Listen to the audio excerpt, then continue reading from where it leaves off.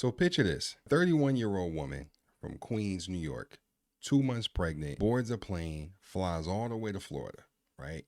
Not for no sunshine, not for family, not for a tropical getaway, not to go to Disney World, none of that. But apparently for revenge. She claims the motive, being blocked on social media. Yeah, you heard that right. She flew states away to stab somebody dozens of times because she believed that she was being digitally disrespected. Now, saying this, right, this is not a plot for a Stephen King horror movie, right? Like, that's the real life situation that unfolded when Sakina Thompson was found guilty on first-degree murder for the brutal killing of Kayla Hodgson at the age 23.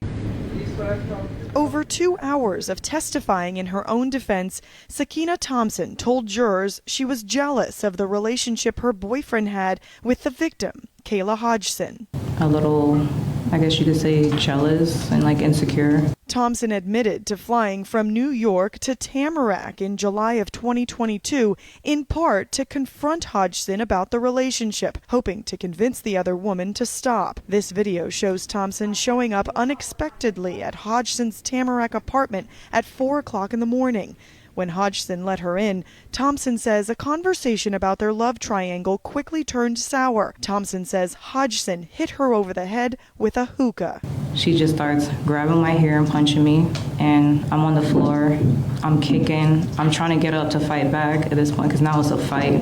Thompson was 2 months pregnant at the time. She told the jury she had no choice but to grab something sharp and defend herself. Thompson testified that when she thought Hodgson was dead, she tried to clean up parts of the crime scene with Lysol wipes and paper towels. Now, if you find yourself scratching your head, kind of wondering how we got from social media dispute to a bloody apartment scene, you're not alone. Hold on tight, because this is a story about jealousy, delusion, social media validation, and what happens when someone loses all sense of proportion and humanity. State of Florida versus Sakina Thompson. A burden lifted. We, the jury, find as follows as the defendant in this case. The defendant is guilty of murder in the first degree. Guilty is what this family has waited to hear for more than 3 years. We finally have some justice for Kayla. A jury found Sakina Thompson guilty of killing 23-year-old Kayla Hodgson in 2022. Prosecutors argued Thompson surprised Hodgson at her Tamarack apartment, confronted her about the two of them dating the same man, and then stabbed her to death. December 22nd. Hodgson's family cried tears of joy in the courtroom Tuesday. They hugged each other tight because a guilty verdict is what they prayed for. We're so thankful in this moment that the jury was able to see the story for what it is, that Kayla did not deserve to die the way that she did. Defense attorneys insist Thompson didn't start the fight. They say Hodgson hit Thompson first and cut her stomach with a piece of glass. When Thompson took the stand earlier in the week, she admitted she killed Hodgson because her life was in danger and she was pregnant. She thought, oh God, she's coming for me and my baby. That's when she grabs the glass and then she blacks out. After the murder, Thompson admitted she changed into the victim's clothes, cleaned up some of the scene, and that she was too scared to call police. Also threw evidence in the trash. A life taken too soon. Years later, the family says they got justice. And the moment I heard guilty, it was what we all needed for closure in this moment to move forward, to start our healing process. It's been a long 3.5 years. Wow, jealousy is really a poison. It can really twist logic, shred morality, and make ordinary people act in ways that are anything but. But Thompson apparently took it to a whole nother level, right? Buying a ticket, traveling interstate, plotting an encounter that she had every intention to escalate violently.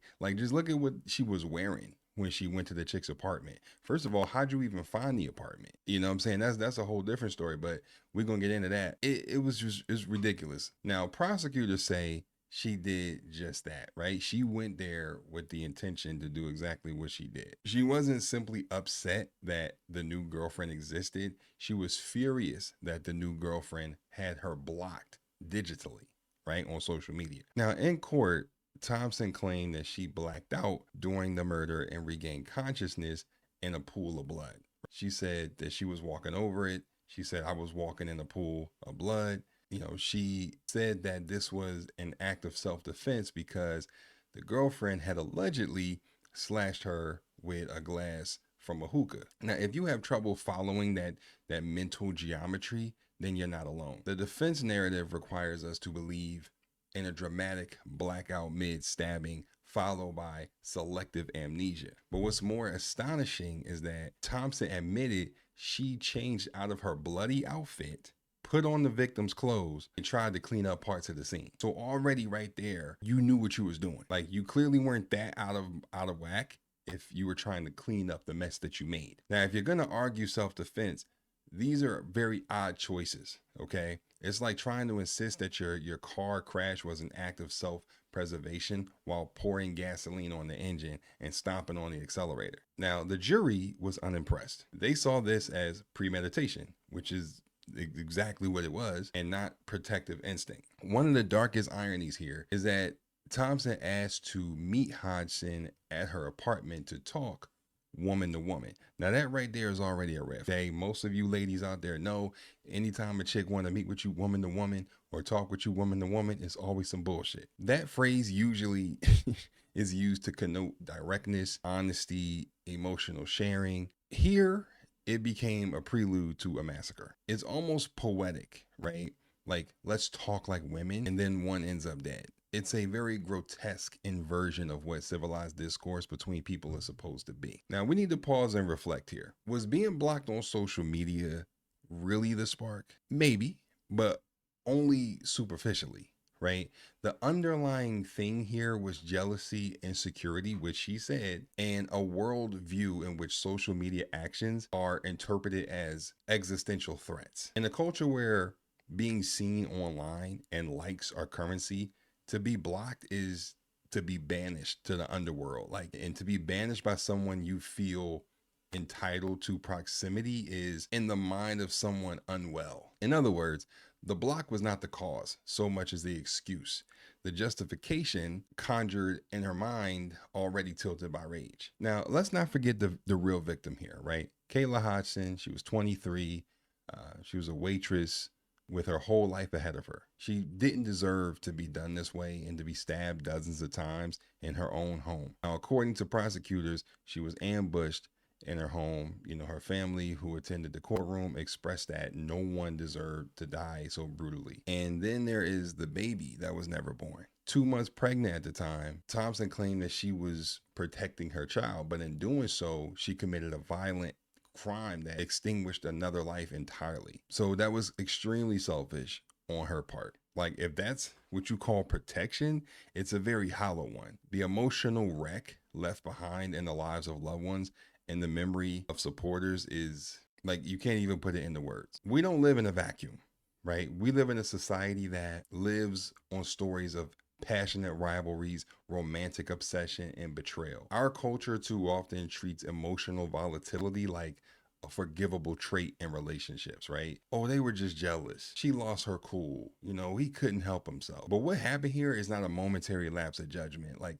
it's premeditated murder. When courts hand down convictions like this, they are acknowledging that passion, even heated, does not excuse premeditated murder. Like, that's important to know, right? Thompson reportedly arrived in disguise, right? A hat, a COVID mask, used a fake Uber to enter and leave the scene. Like, all of this really happened. Like, this is not fiction. It was real. This isn't just a crime story. Like, it's a cautionary tale for a time when emotional disputes go from DMs to homicide investigations. Blocked on social media, like, from the mind of a crazy person, that act becomes a mortal affront. Like, that's something that you shouldn't do to them. Given the jury found her guilty of first-degree murder, Thompson now faces life in prison, which she clearly deserves, but no legal sentence can bring Kayla back or repair the damage that has been broken. What remains is the harsh lesson that unchecked jealousy, fueled by insecurity and social media illusion, can can be very devastating. Now, if we excuse this as just, relationship drama gone wrong, we would be failing both victims and society. Instead, let this be, a wake-up call. Emotional health, social boundaries, and accountability are not optional. They can be the line between heartbreak and literal homicide. Like you intended on something happening, right? Maybe not killing her, but you intended on doing something, right? You literally went from New York all the way to Florida to do something to this girl. You wanted to fight. You know what I'm saying? You had on your fighting clothes. Like, you know what I mean? You had on your sneakers. You had on, you know what I'm saying, the hat. Your hair was back. Like you intended on doing exactly what you did. Again, you may not have wanted to kill her because you yourself is pregnant. But again, that should be even more of a reason for you to have turned your ass back and went home. Like, okay, she blocked you. You should have blocked her and kept it moving. Now you about to do life in prison, and the dude that you was fighting over, he gone. He already with a new chick, and he out the way. Meanwhile, you're gonna be spending the rest of your life in prison for what? All because your girl your dude's side chick had you blocked, but you just couldn't let it go. You couldn't let it go. And that's going to be the downfall of a lot of you chicks day in and day out. You just let it go. Seriously, it ain't worth it. But it is what it is, man. This is a really sad story, but I wanted to kind of talk about it, but just because I thought it was just so crazy. But let me know what you thought about this down below in the comments, man. And also don't forget to like the video, and also don't forget to hit the notification bell. That way you get updated on every video I drop. And also don't forget to subscribe for the one time. Peace.